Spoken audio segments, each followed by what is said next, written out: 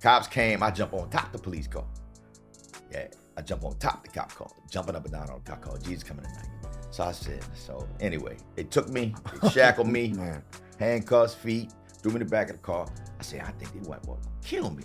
God was right there the whole time. That shit ain't right. He there the whole time. From the first line I did to the 2-3 years I was in my addiction. All I wanted to do was focus on cooking. So I started catering out the house. Cooking meals, wrapping them up, oxtail, fish, salmon, chicken, Mediterranean style. I did lamb kebab, I did lamb gyros, chicken gyros, shrimp gyros. Wow. Yeah, pasta salad, I had all that. So, I was working. Right. I was working. Right. All them dishes. Right. Twice a week. I'm working hard. We're here for the introduction of In-N-Out. It's a movement to change the world. It represents all things and all of us at all times. It's about freeing ourselves of any prison. Welcome to In-N-Out Podcast, where I have dope conversations with amazing people who have been freed from some form of prison. I am Eric Geralt, your host, and today I'm talking with my guest, Dwayne Matthews, as he takes us along his amazing and incredible journey of beating the longest odds, overcoming pain, struggle, and adversity to reach great success. What's happening, Dwayne? How you doing today? Thank you for having me, man. I'm doing well. All right, that's what's up. That's what's up. I want to give you an opportunity to talk about yourself a little bit. Tell us what you got going on, and then we'll get into our conversation. Okay. What I got going on? My life is real simple these days. I am the owner of Butt Naked Signature Seasoning. Brother Love to Cook from New Orleans, and I just want to introduce some seasoning to my people because we're not really represented, in the season cabinets at all. We've got barbecue sauces, we've got hot sauces, but we rarely do have seasoning. And then the seasoning that we do use is really high in salt. So, as far as my people, we suffer from holding that water and eating a lot of salt. So I just wanted to bring some high quality stuff, some high quality seasoning to our people, and just represent also, and just kind of be a light and let the kids know they can do whatever they want if they follow their dreams. That's dope. I have tasted it officially myself, and it's packed with, it's very, very good. It's very flavorful. I grew up on spices. I tasted the original brand. He's got a bunch of them, and I'm interested in knowing. So Butt Naked, where did that name, let me back up. I know you're in quite a few stores, and you're looking to get in more. What are some of the things that that you've got coming up as far as getting into even more stores? Or you online? Do you do any shows? Tell us a little something about that. I just did an event yesterday. I do events for the stores that I'm currently in. They always call me. They know they can count on me, and I always sell more product when I get there. Because you know how it is. When folks see something new, they don't know what it is and never taste it, they're going to walk right by it. So, right. So in me being in business for almost 4 years now, I got to go to these events because folks don't know what's in the can. So when I come there and set up and I got the chicken, I got the ribs, I got everything marinated, and when they get to taste it, the first thing pop out their head, I saw it, but I didn't taste it. I said, I know how we are. Right. I know how black people are. I said, look, I can see it, but until somebody tell me or I taste it myself, but I'm not paying for it until I do. That's right. So that was my premise behind it. So we doing shows, usually starting spring, we get really busy. We do about, a show every week until it starts getting a little cooler. So that's what I got going on. Yes, they can also order online. If you guys see the barcode on every can, they can order right online, and it take them to my website. And on the website, everything is shipped priority mail. So in all 50 states, they'll have it in 1 to 3 days. Wow. Yeah. Okay. Yeah. Okay, that's dope. And where are these shows normally at when you do these shows? They're at the stores that I'm in. Little Giants Farmers Market, Wayfield Foods, Food Depot. And to answer the other question about Kroger, we are working on Kroger as we speak. Awesome. I've got a team working on it that's got a dynamite resume. And that's awesome. Yeah. And folks are like, when they find out, I'm a disabled vet, I said, man, I'm a disabled vet, battered children, battered child too, I said, Jehovah's Witness Protection Program.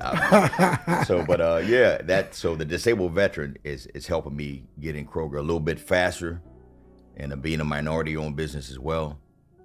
So we're working on that as we speak, and we do the PowerPoint presentation for July this year, so they can make a decision for next year. That's how they roll. Okay. So we gotta prep and do everything, and for Kroger this year by July. Right. So they can make a decision for July.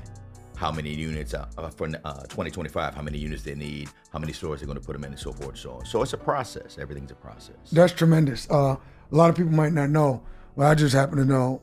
It's a little fun fact. Kroger's is one of the top 10 retailers in the world. They have a tremendous reach. They own Ralph's in California. Right. Like they're all over under different names that you might not realize that it is actually the Kroger brand. So, listen, we're rooting for you. That's commendable. And once you get in those Kroger stores, it's going to be next level. You're in. How many stores are you in now? We're in currently 52 stores. 52 stores. Yeah. That's dope. With smaller stores also around.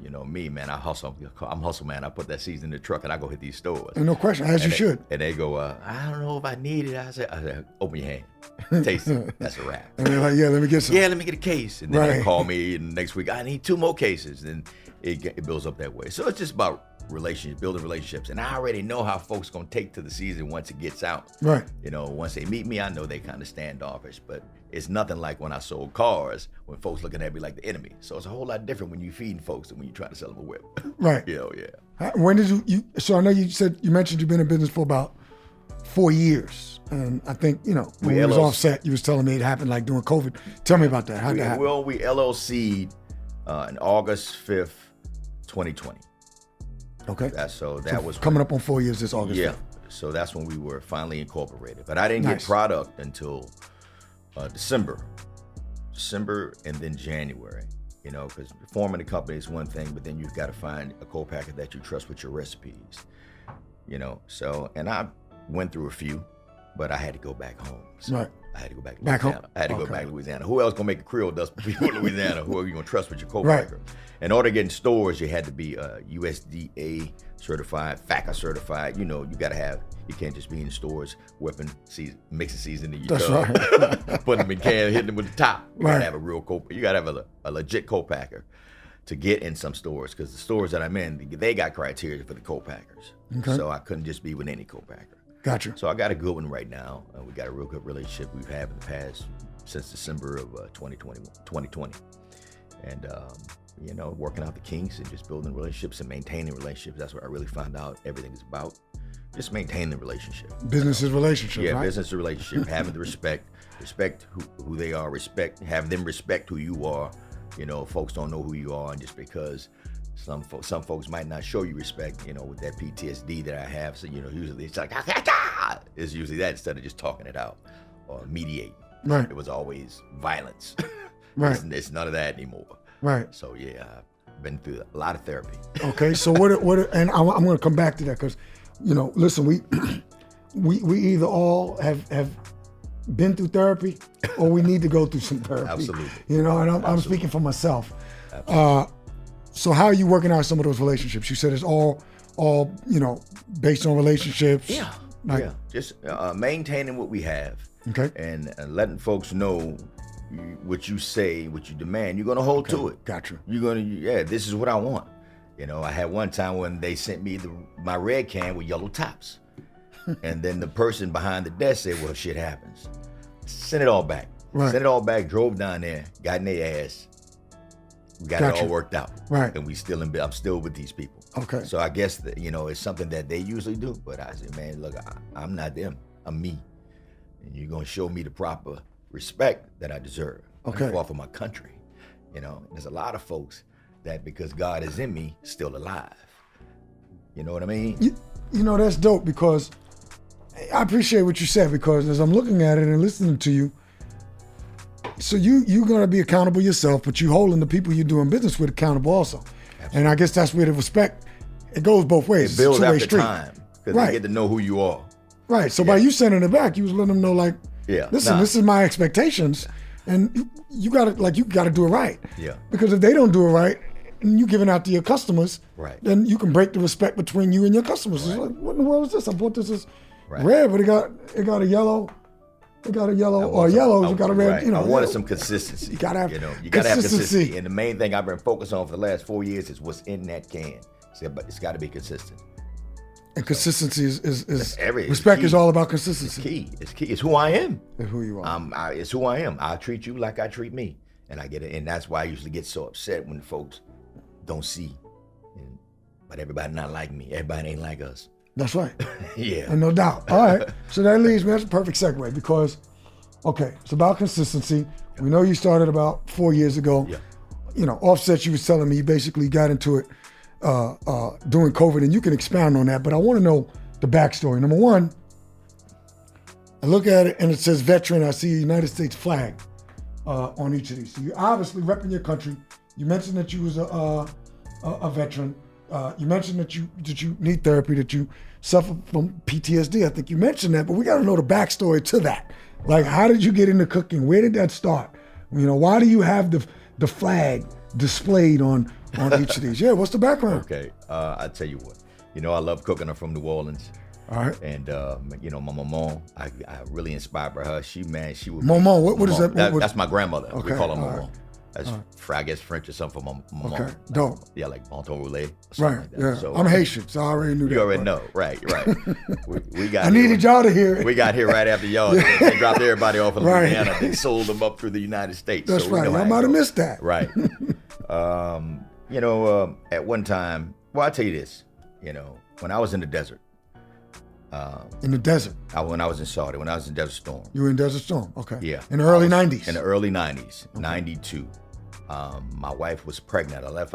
I got deployed. And can we just, for those that might not know, so Desert Storm, it was when the United States invaded Iraq or Kuwait. Which, can you just tell them about that? It invaded Iraq. Okay. All right. And because Iraq had invaded Kuwait. Yeah. Gotcha. Yeah. So we were there. We were sent to protect and I'm 16 Tango, so that means I'm Patriot Mr. Crew member. Like I said, we blow them up in their sleep. Shh, don't tell nobody. And so we were sent to protect the Princess airports. And then I wound up getting my unit and a few other guys. I got promoted out in the desert. I made sergeant out in the desert. And so I was gung ho, and I wanted to volunteer for anything that came up. So we had a mission to go train some Kuwaitis, and the M60 and the Law, the rocket launcher, claymores, how to set claymores up. What are claymores? Claymores are explosive devices that are, if you put the pin in them, they're incendiary devices. They're explosives that project a certain way when you cross a certain perimeter. Gotcha. It's supposed to protect where you're not watching. If you don't have enough guys, protect certain spaces. So if anybody trips that wire, they're gonna get dealt with the claymore. And then you'll be notified, and you can turn around and get down with them. Okay. So it's just like a grenade. It's explosive devices. Explosive projectile device. Yeah, exactly. That's dope. I mean, that's I had no idea what you were talking about. When you so said we went to claymore. go train those Kuwaitis, and we were there for a couple of weeks. And man, it was nothing like I thought it would be. When we got to when we was in Saudi, Dhahran, it was cool. We was like, the Prince Hotel. We stayed in buildings. Man, we got to Kuwait. They had the concertina wire. They had the big X cross. Remember the metal, the X's where you can't cross. Right. Man, they had tanks out there. I'm like, man, what is going on? So, and it wasn't nothing. We got there in the daytime, and we even helped them pull guard duty. And that's when, we experienced Fast Freddy. And that's when we experienced Fast Freddy with the sniper fire.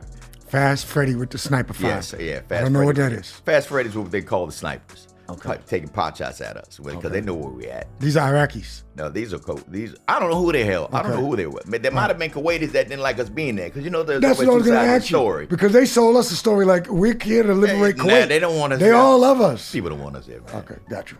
So, and people always ask me, were you there in peacetime? I said, man, when have you ever heard peace in the Middle East? There ain't no peace in the Middle East. Always some idiot, always something out there going on, somebody trying to take over. Right.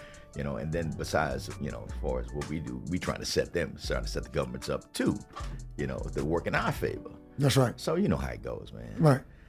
And it's still going on to this day. Like hostiles in the Middle East. It's still going right on. now as we speak. It's still going on. And it's all about money and power.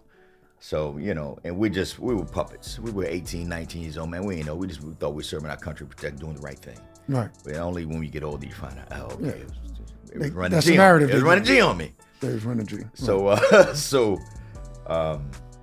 when I got to Kuwait, it was a fast Freddy pop shot at us, and I didn't like that.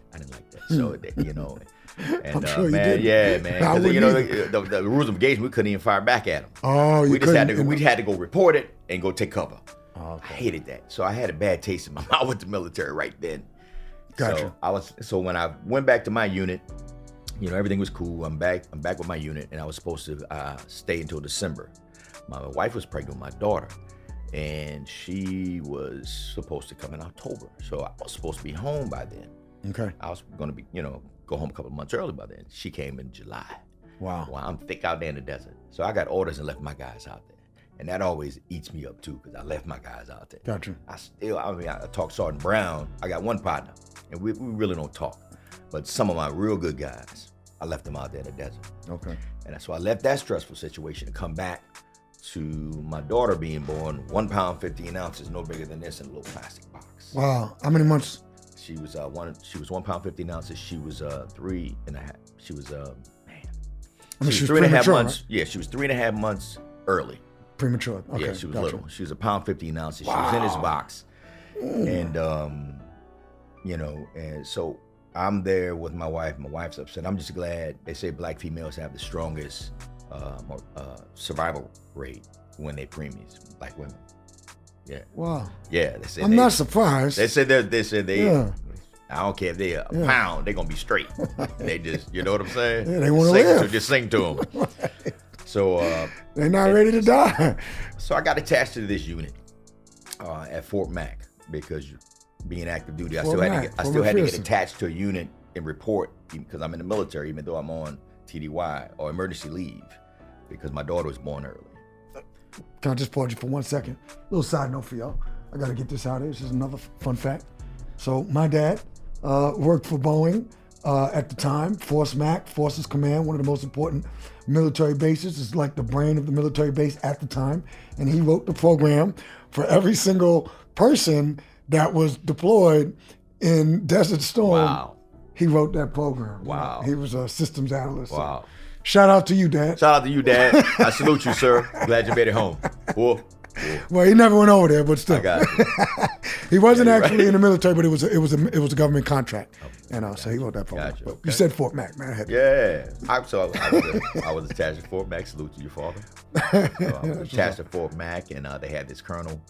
I think he had it in for me because not the colonel, but sergeant major that I had to report to, and he attached me to this driving unit. But I got ordered. This is the whole thing. I had a combat patch. He didn't, because I would always, when he talked to me, he always stare at my combat patch. And I hear him make a little slide mark because they've been in combat. They think there's something. So I already know. I was like, oh, he one of them. Okay. He older than me, got more rank than me, but he still got something with me. So it's something about him.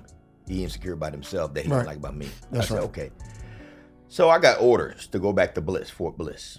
And well, my daughter's still in the hospital. I'm not leaving. He's like, well, orders is orders. I said, see, bro, you tell me that one more time, I'm going to poke you in both of your eyes. Within 2 weeks, I was out the military. That's what you told him? Yeah. Wow. I told him. You being insubordinate. Yeah, all that. I said, see, bro, I will tear you up. You talk about my baby, my first baby. Right. Bro, I don't care about none of this. But I already had to re-up. I was going to stay in. I already re-up and everything. So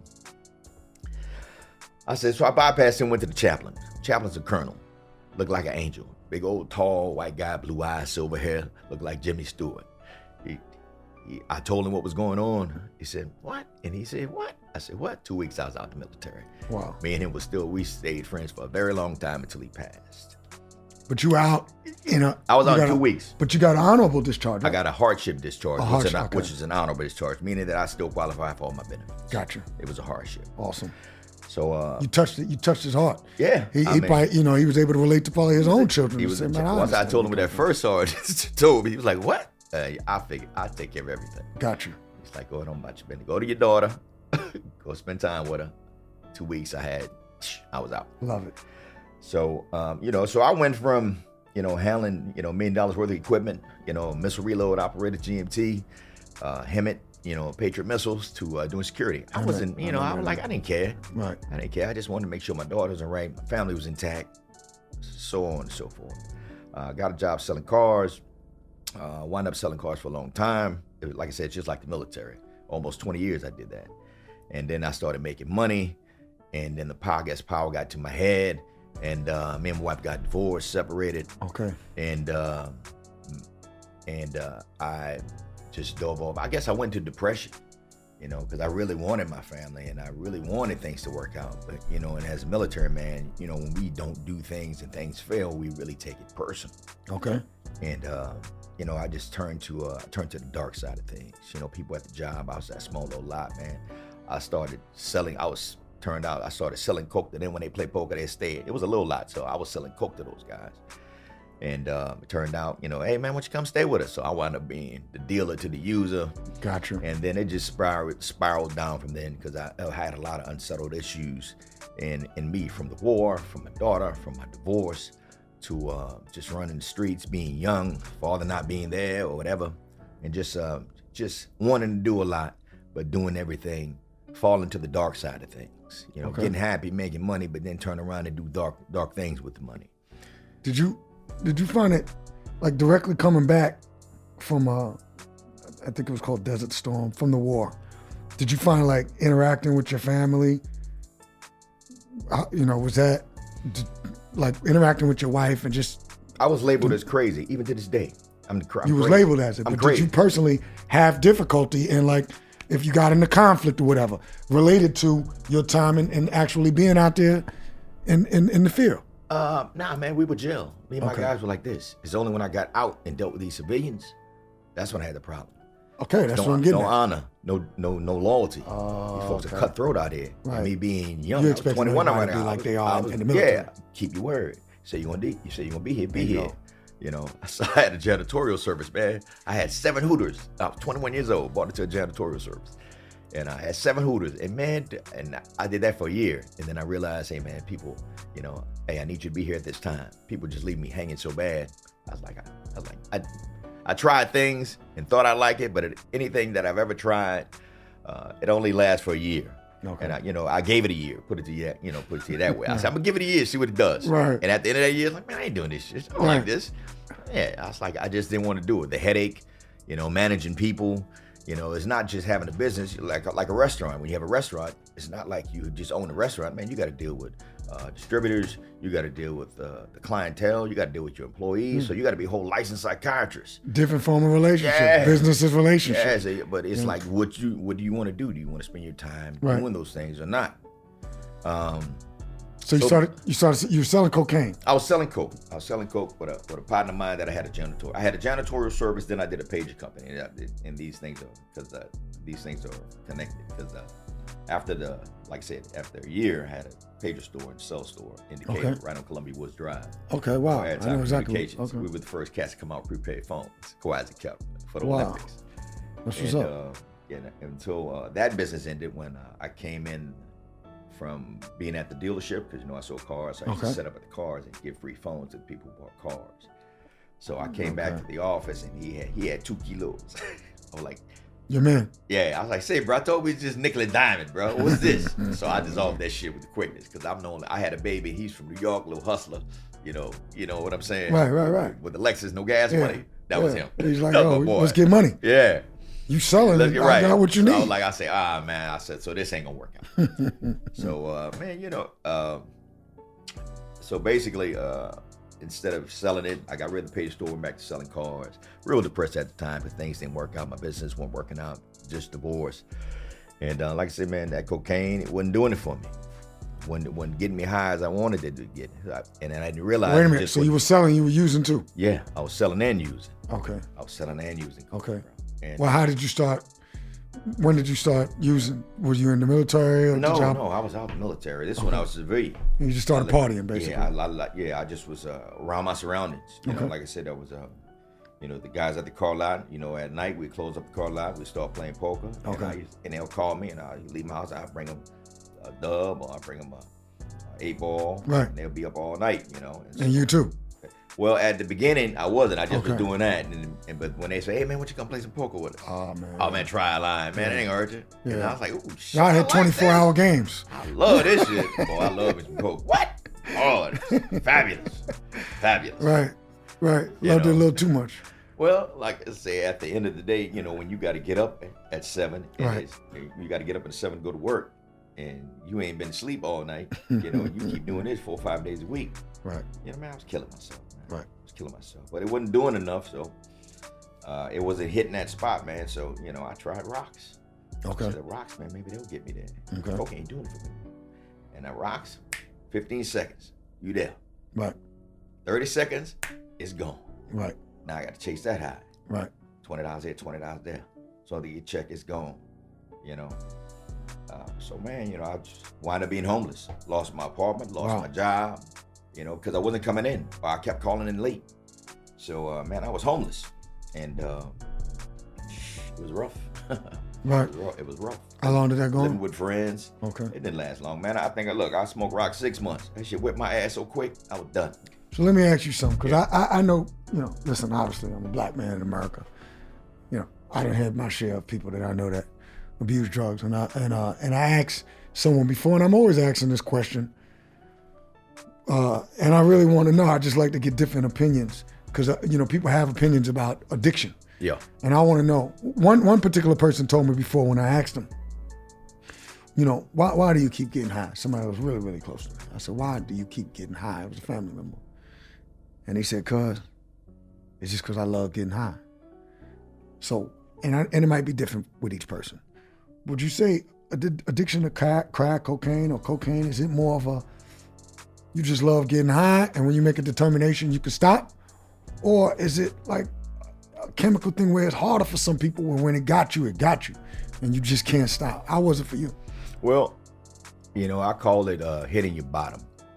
You got to hit the bottom first. I hear a lot of people say they got to hit my bottom. And sometimes you hit the bottom, and you come up a little bit, and then you hit the bottom again. But every time you hit the bottom, you go a little further. You go a little further down. Wow. Until you reach that final bottom. And you go, okay, I had enough of this shit. I had enough lying and cheating. My life is not what I think it is, because everybody else can see what you are. Right. You think you're the old cat. You think you're the same cat before you took your first hit. You think, nobody know. Right. I'm slick. I still got a job. I'm still making bread. You're that guy. You're in denial, but everybody else around you sees what's going on, bro. And I was that case. And see, the thing about it is I was so headstrong, I never thought that would happen to me. Right. I never thought I'd fall. I thought I was stronger than it. I thought I could do it and stop. Right. And it just pulls you down, because you wind up doing things, saying things with people you don't really you shouldn't have been with in the first place. Right. And you embarrass yourself, you embarrass God, man. And when you do that, when you embarrass God, then you fall into a hole that's hard to get out of. Right. Because you still trying to make up, but you feel bad. And when you go further than you've ever been, it's kind of like, well, damn, you're gonna sink a little further. But Wow. And so that's what I had to face, because I kept falling. I kept getting lower and lower until I had to finally admit, man, you got a problem. You got a problem. And then even, I tell you this story. My testimony is butt naked.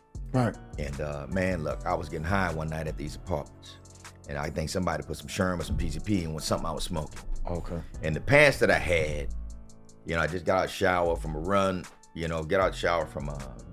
from all day getting high. So I was with the dope man and his old lady. And she gave me his pants. He was a big fella. So he gave me some of his pants. My pants were getting washed. She was washing some clothes. I put on his pants, hit the Sherm, and I felt the spirit. I felt something in me. I felt something different. And Right.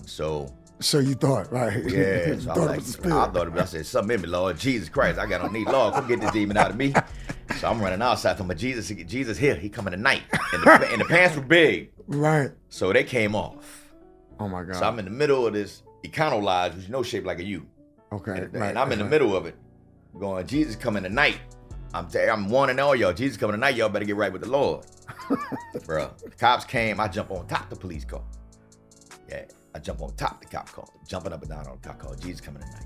So anyway, they took me, they shackled me, Man. handcuffs, feet, threw me in the back of the car. I said, I think they want to kill me. He started playing that real loud rock and roll. I'm in the back of the car, sweat my ass off. I said, oh shit, I'm about to get lynched out this bit. They took me to the hospital, put the drip in me, put me to sleep. Woke up the next morning, my little shy self. Remember that guy talking about nobody didn't know? Right. I said, they gonna know now. I'm sitting there with church shoes, no socks. You know what I mean? I was like, yeah, this a bottom. So every time I played with it, knowing that shit was right, because God was right there the whole time. That shit ain't right. He there the whole time. From the first line I did to the 2-3 years I was in my addiction. He was there the whole time telling me, boss up, don't do that. Don't do that. You know it's gonna hurt you. He was there the whole time. He don't go nowhere, but that free will, it's like, I gotta go see. I gotta see. I gotta do it. I gotta bump my head myself so I'll know. Right. I didn't know that at the time, but I was like, I'm doing it anyway because I like getting high. You know, I like the feeling. I like getting high, talking shit, and being irresponsible. Having some freedom, having some fun. Right. Man, that was such a jail. That was such a prison. Because you're not who you meant to be, and you know it inside. That's why we get high, because we afraid to go in on and step into what we supposed to do or who we really supposed to be. I think it's just an excuse, and we do it to ourselves. You don't blame nobody. Nobody gets you off of drugs either. You get yourself off. You got to make the decision on your own. You got to stop. Can't nobody get you off of drugs. Right. You got to get yourself. You got to be like, hey, bro. No, put the dollar up. You got to be sick and tired of being sick and tired. Unroll the dollar, dog. Get rid of. Yeah, you had to do that, man. So my testimony comes from this. In butt naked. I was a butt naked homeless vet. Wow. Yeah. So my knees were bothering me, so I went to VA. I went to the VA, and they were like, hey, I was about to get them quarters. I was getting those cortisone shots from my bad knees from jumping off of launches for the 4 years I was in the military. And a nurse passed by. She said, baby, it looked like you need to talk to somebody.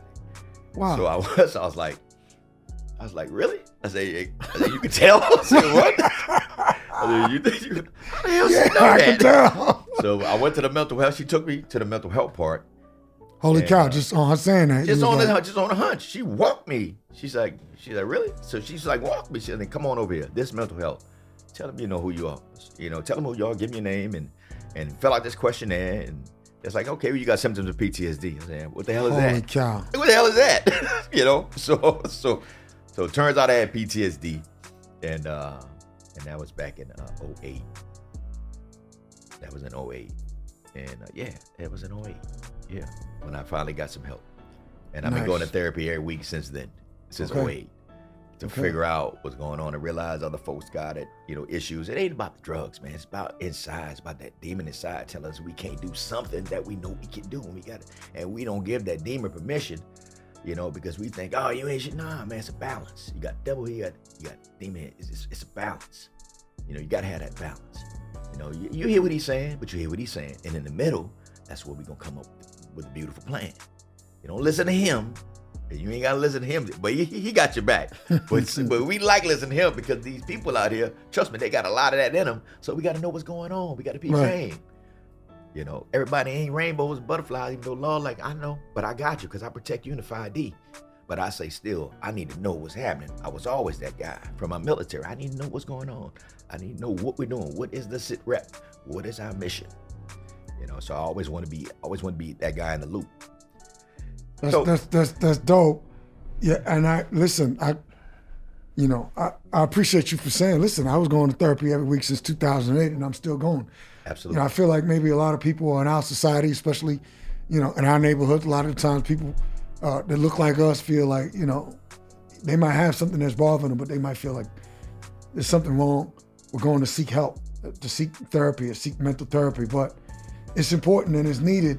And the more and more people realize this, maybe the more and more lives will be helped and saved and transition from being in that mental prison you talked about.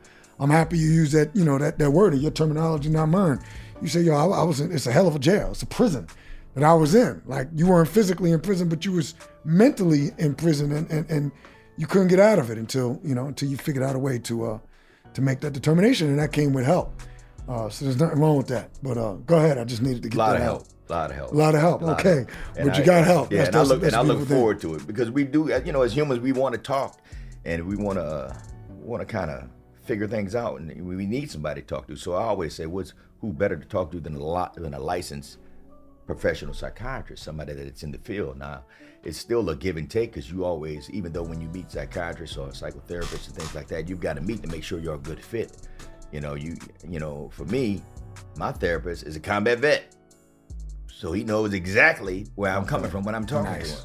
You know, I'm not talking to a lady I'm not talking to a therapist just for, with 3 cats and with lilies all around the house, and incense burning. Ain't nothing wrong with that, but I'm just saying, right.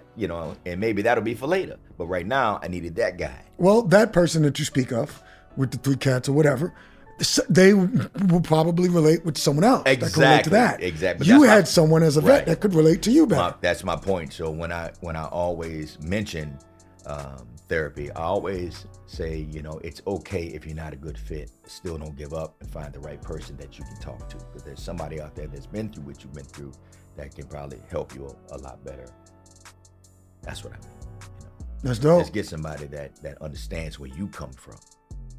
Been through the similar situation, because it'll be a great benefit. Then you can trust him when he's talking to you. You goes back to the trust, and relationship.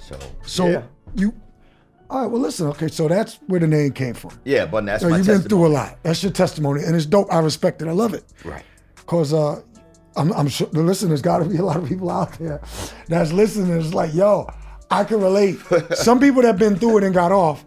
Some people is probably smoking crack right now. Right. Or whatever they doing. They doing lines. They might be doing meth, heroin. I don't know what your addiction is. Alcoholism. They might be addicted to. I don't know.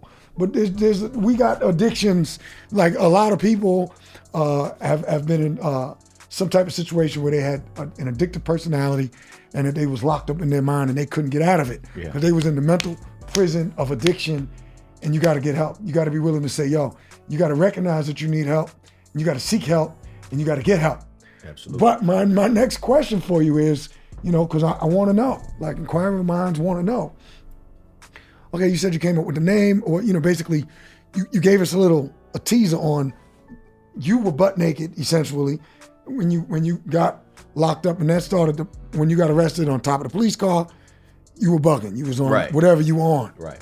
But still, how did you learn how to make seasons? How did you learn how to cook? How did you really get into this? Okay, well, I tell you what. Well, where'd that come from? Once I got into the military, the mental health side instead of the physical health side, there was a program at the military, and I got a percentage because of my PTSD. So they started paying me for it, and they had a program called VWAP. And VWAP. VWAP. Okay. Yep. VWAP. And I can tell you what the acronyms mean. I was about to ask. So thank you. Yeah. Veteran War Apprentice Program, something like that. Okay. They were sending vets to school to learn something that they love to do. Nice. And since I had a percentage, I qualified for this program. And I always liked to cook. You always liked to cook. And Le Cordon Bleu was open in Tucker, in Lawrenceville Highway. You went to Le Cordon Bleu? Yeah. So I said I want to go to culinary school. So I went to school and awesome. Almost graduated. I did all the kitchen stuff, right? Learned about the meats and everything. But during the part like stirring ship, when you go out to the restaurants, I didn't make it. Okay. I didn't make it. Uh-huh. Chef yelled at me, grabbed a knife. I was excused from school. Because of the PTSD. Because of the PTSD. Yeah. You grabbed a knife. Imagine, you know how them chefs are in the kitchen? Right. See, okay, so that's real. You yell at me one more time, I'll pull both your eyes out with this knife. Oh my. Yeah. But it wasn't called for. I was like, you wasn't respecting me. You gotcha. know, I'm one of the oldest. I'm just the oldest instructor. They had a lot of kids there. Right. You know what I'm saying? I'm older. Right. I say, hey, man, you don't talk to me. But you pulled me to the side. Made you feel some type of way. I say, bro, you don't really know what's going to happen. Do you like your eyes? You're going to be in that oven, bro. 450 degrees, bro. Everybody going to be screaming. So before all that, I said, let me just leave. So I took a leave of absence. Okay.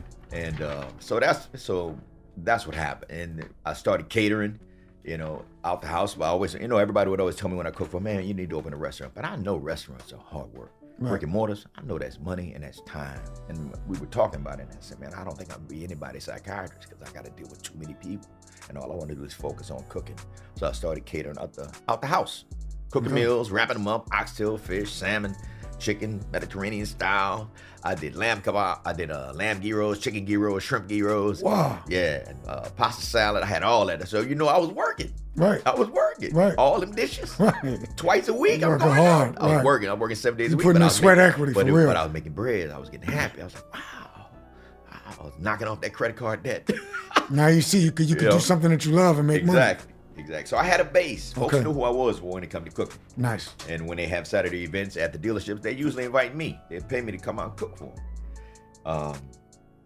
So they have burgers and hot dogs, which are normal for the customers, but then they'd always go to Kroger or they go around to Little Giants and they'd always grab some salmon, come back with some lamb chops. It's Dwayne. Got you. And I cook for them. And so Nice. that's how they knew I get down with the pots and pans. Wow. And when then COVID hit, it slowed everything down. So I wasn't catering as much, I wasn't making as much bread. Folks wasn't calling me. They're like, "No, I don't know what this shit is. We're gonna be home." I'm not coming out the house for a couple of months. So my daughter Cheyenne, she was like, who runs my video content now, she was like, "Dad, since you got time, you always wanted to can your season, right? You can't can whatever you cook with, right? Go on, can it. Go on, can it." Because I got 3 or 4 butt nakeds just sitting at the house. I always make it. I'm always tweaking with, playing with. I'm always mixing stuff. So I canned the red can, like you're saying. We've been in stores for 4 years. We're doing really well. And since I've been in Georgia almost 30 years, and I know how they love lemon pepper, I had to come out with the lemon pepper Creole Dust. Okay. Ain't no such thing in the world as a Creole Dust lemon pepper. So I think I'm the first one to do that. And Creole Dust lemon pepper. Yes, sir. And then they wanted more heat in my red can. They said, "Why don't you make a spicy one?" So I came out with the black top. It's the same great flavor as the red top, but it's 3 times hotter. And Right. yeah. So That's what's up. So everything is going well, and we're doing well. We're looking for, like I said, I'm focused on just what's in the can, how the can looks, and the rest will take care of itself in time. Because as more folks taste it, I'm just trying to get 2 cans in every household. Man, we call Elon Musk. Let's take it to Mars. And I did my chicken breaded, my fish fry, my seafood boil, just to represent New Orleans, just to represent where I come from. Those are specialty items that you can only order online. They're not in stores. Really, I'm focused on my spice blends. But if it does real well and take off, I'll put them in stores. Right. But right now, I'm just focused on my 3 beauties right here. My Charlie's Angels. That's dope. That saved my life. That's what's up. And one other thing, the night after I got butt naked, and I went to get when I got out the hospital and went to go get my car, Right.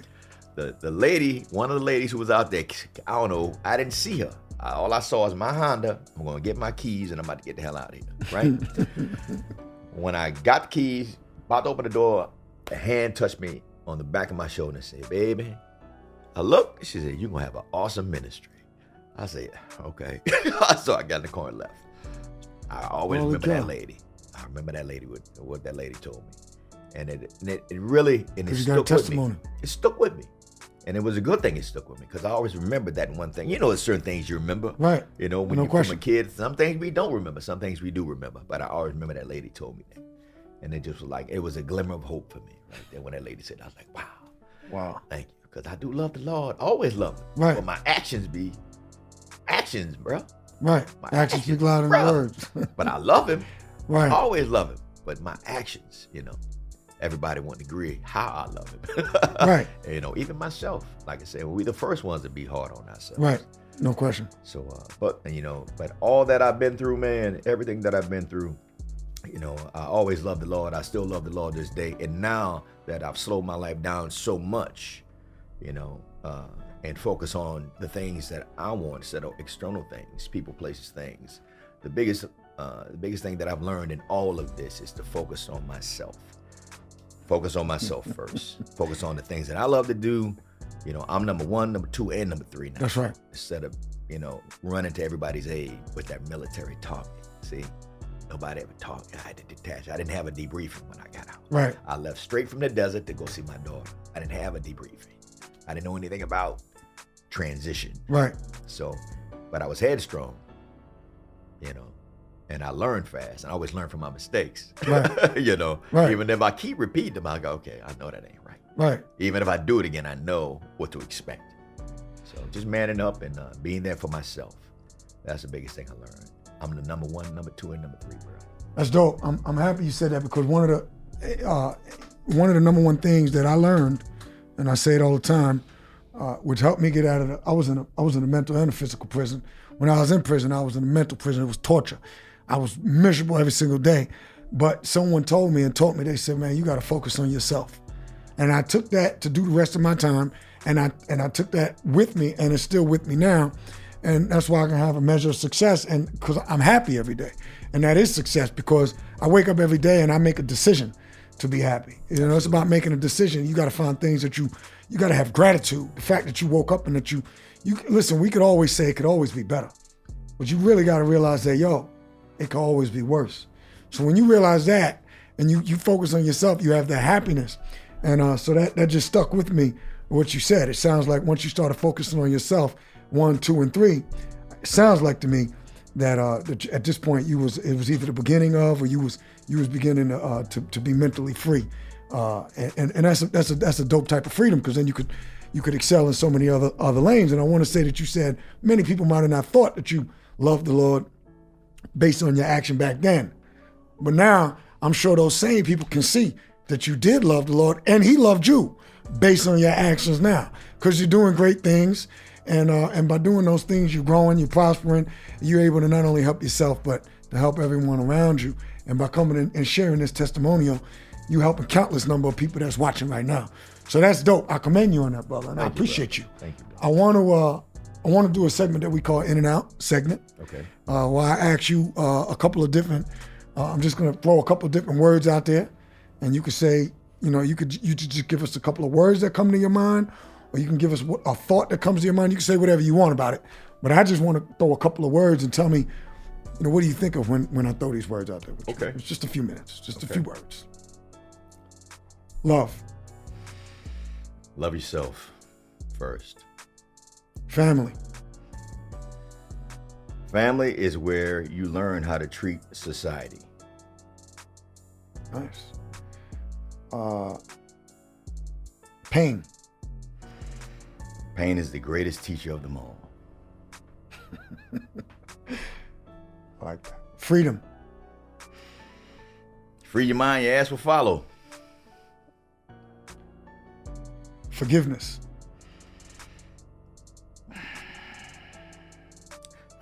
Forgiving your own time. If anybody ever tells you, hey, you need to get over this, you need to get over that, you need to get them out your circle. Healing is a personal thing. It takes some people 6 months, it takes some people 10 years. You heal in your own time. Okay. Struggle.